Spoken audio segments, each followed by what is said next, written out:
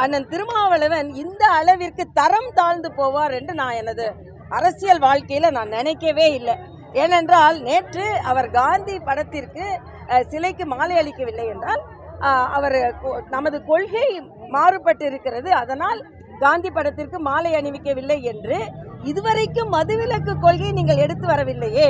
இப்பொழுது அரசியல் சார்ந்த உங்கள் சுயநலத்திற்காக மதுவிலக்கு கொள்கையை கொண்டு வருகிறீர்களே என்ற அர்த்தத்தில் தான் நான் சொன்னேன். நான் எனது அரசியல் வாழ்க்கையில இதுவரைக்கும் எந்த தனிநபர் தாக்குதலையும் நான் நடத்தியதே கிடையாது. நான் நாகரிகமான அரசியலை முன்னெடுத்து செல்ல வேண்டும் என்பதில் நான் மிக உறுதியாக இருக்கிறேன். 25 ஆண்டு கால எனது அரசியல் வாழ்க்கையில் எந்த தனிநபர் தாக்குதலும் கிடையாது.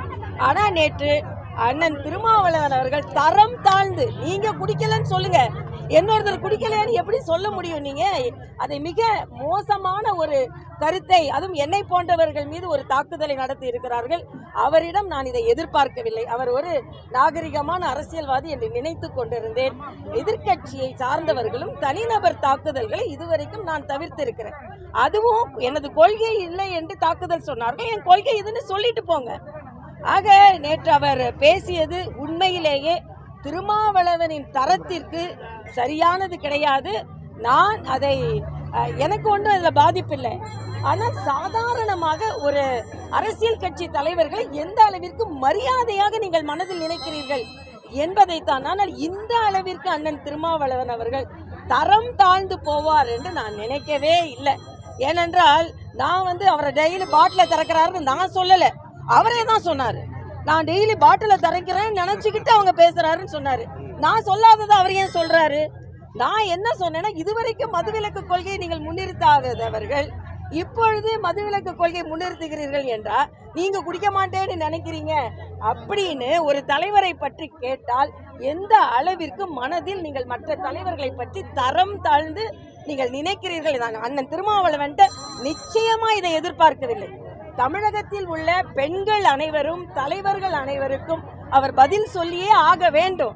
அதனால ஒரு தனிநபர் தாக்குதலை எந்த அளவிற்கு மோசமாக எடுத்து செல்வார் என்று நான் நினைக்கல.